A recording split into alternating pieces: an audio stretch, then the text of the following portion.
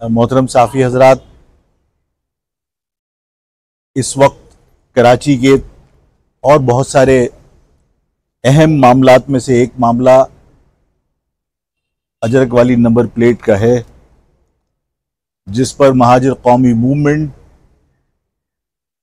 पहले भी अपना मौक़िफ़ वाज़े तौर पर आपके ज़रिए अवाम तक और हुक्काम तक पहुँचा चुकी है।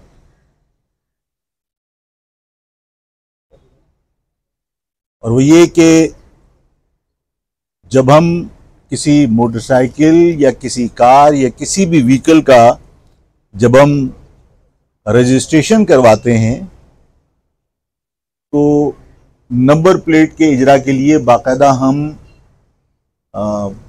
फ़ीस अदा करते हैं, और वो फ़ीस लाइफ टाइम होती है। वो नंबर प्लेट लाइफ टाइम होती है। गुम जाने की सूरत में या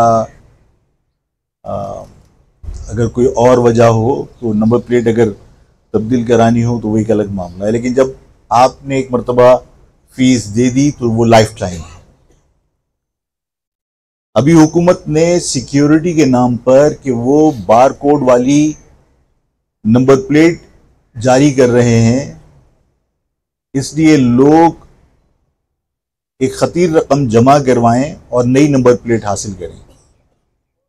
तो इस शहर के साथ माजी में भी ये कुछ होता रहा है, और जाहिर है वो उस पर भी हमने एहतजाज रिकॉर्ड करवाया था कि के इलेक्ट्रिक ने भी गुंडागर्दी मचाई हुई है कि जहां लोगों ने पहले मीटर के लिए पैसे जमा करवाए थे, फीस अदा की थी, उस मीटर की कीमत अदा की थी, उस मीटर में अगर टेम्परिंग नहीं है, उस मीटर में अगर कोई जालसाजी नहीं की गई, कोई जवाज नहीं बनता, तो फिर आप नए मीटर नहीं लगा सकते। लेकिन नए मीटर लगाए जा रहे हैं, पुराने मीटर निकाल के लेकर जा रहे हैं जिसकी कीमत हमने अदा की थी, और नए मीटर की कीमत जो है वो बिलों में लगा कर भेज रहे हैं। तो ये सिलसिले तो इस शहर में होते रहे हैं। तो इस नंबर प्लेट के ऊपर हमारा मौक़िफ़ ये रहा कि अगर बार कोड सिक्योरिटी के हवाले से ज़रूरी है, जो एक ढकोसला है, जो एक लोगों की आंखों में धूल झोंकने के मुतरादिफ है कि आप बार कोड के ज़रिए जराइम को रोकेंगे, लेकिन इसके बावजूद अगर हम बार कोड तस्लीम भी कर लें तो ये नई नंबर प्लेट का इजरा जो है वो हुकूमत की जिम्मेदारी है। हुकूमत को नई फ़ीस नहीं लेनी चाहिए। तो हमने ये कहा था कि जो फ़ीस अब तक ली गई है वो गवर्नमेंट वापस करे और आइंदा फ़ीस ना ले। दूसरा हमारा जो कंसर्न है, जो हमारे तहफ़्फ़ुज़ात हैं, वो ये हैं कि इस शहर में जो सिंधी बोलने वाले हैं वो सरकारी आदाद और शुमार के मुताबिक सिर्फ 10% हैं, और इस शहर पर आप अपना कल्चर जो मुसल्लत करना चाहते हैं वो गलत है। माजी में भी जब 1972 में मुमताज़ भुट्टो ने पीपल्स पार्टी में हमारी ज़बान पर हमला किया था और उर्दू को हमेशा के लिए दफन करके पूरे सूबे में सिंधी राइज करने की कोशिश की थी, तो उस वक्त भी हमने वो चीज़ बर्दाश्त नहीं की थी, और भुट्टो साहब को सिंध को दो लसानी सूबा तस्लीम करना पड़ा था, और शहर को शहरी इलाकों को और देही इलाकों को अलग अलग किया गया था। बाकायदा सिंध को शहरी और देही आबादी में तकसीम किया गया था। तो आज ज़बान के बात पर दोबारा महाजिर कौम के जज्बात की परवाह किए बगैर हमारी सकाफ़त पर हमला किया गया है। ज़बरदस्ती सिंध का कल्चर हम पे मुसल्लत करने की कोशिश की जा रही है। तो इन सारे मामलात में मेरा जो मौक़िफ़ था, मेरी पार्टी का जो मौक़िफ़ था, वो बड़ा वाज़ेह था कि पहले आपने हमारी ज़बान पर हमला किया, अब आप सकाफ़त पर हमला कर रहे हैं। अगर इस सिलसिले को नहीं रोका तो मेरा मौक़िफ़ ये था, मेरी पार्टी का मौक़िफ़ ये था कि ये लसानी जो इक़दाम आप कर रहे हैं, जो आप कल्चर मुसल्लत कर रहे हैं, ये मंतकी अंजाम पर पहुँचेगी शहरी और देही तक़सीम। अब इसको आप कोई भी मायने दे लीजिए, इसके लिए मेरे पास दलील हैं। मैं सिंधी भाइयों के साथ इस मामले पर बात कर सकता हूँ। सिंधी भी मुख्तलिफ तंजीमों में रहते हुए जो हमारा मौक़िफ़ है उसकी उन्होंने मुखालफत की, और उनका अपना मौक़िफ़ है कि वो चाहते हैं कि भाई सिंध में जो रहता है वो सिंधी बन जाओ। तो सिंधी अगर बनने के लिए उनकी सकाफ़त को अपनाना पड़े तो बहुत सारी चीज़ें ऐसी हैं जो ज़ाहिर मैंने कहा कि नहीं मुमकिन। तो उनका अपना मौक़िफ़ है, लेकिन वो मुख्तलिफ तंजीमें हैं, ठीक है ना।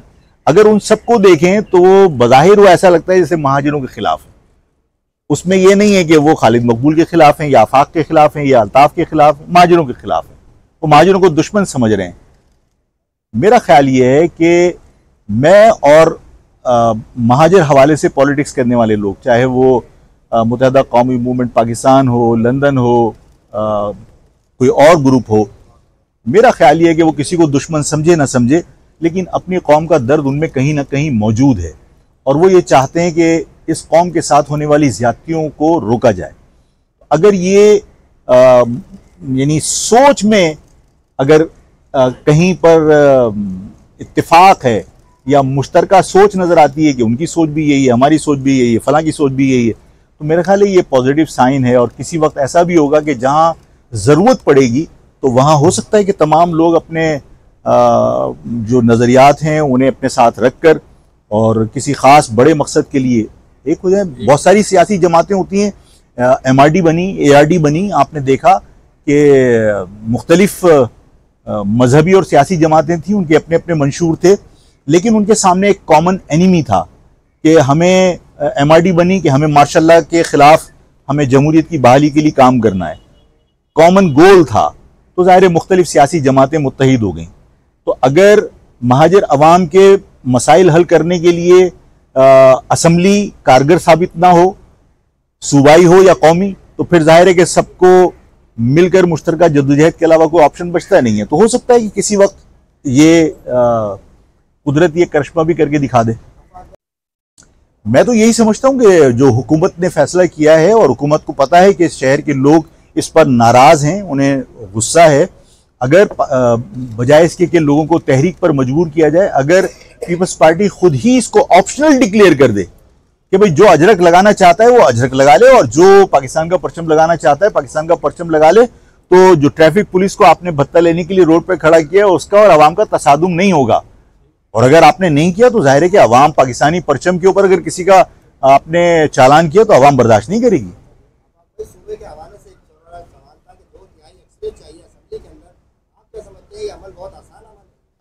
ये सवाल पहले भी मेरे ख्याल है हो चुका है प्रेस कॉन्फ्रेंस में, और मैंने अर्ज ये की थी कि जब पाकिस्तान बना था तो पाकिस्तान बनाने के लिए, अलहदा मुल्क बनाने के लिए, उस वक्त का जो हिंदुस्तान था, जो बरतानिया के जेर इंतजाम था, उसका भी कोई आइन था। उस आइन में क्या अलग मुल्क बनाने के लिए कोई कानून मौजूद था? नहीं था।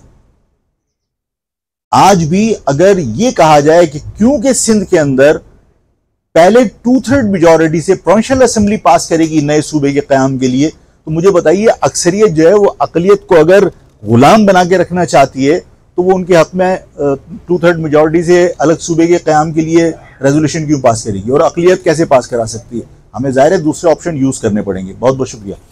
सियासी पॉइंट को सब्सक्राइब कीजिए और लाइक कीजिए और घंटी बजाना ना भूलिए ताकि आपको हमारी नई वीडियोस का नोटिफिकेशन मिलता रहे।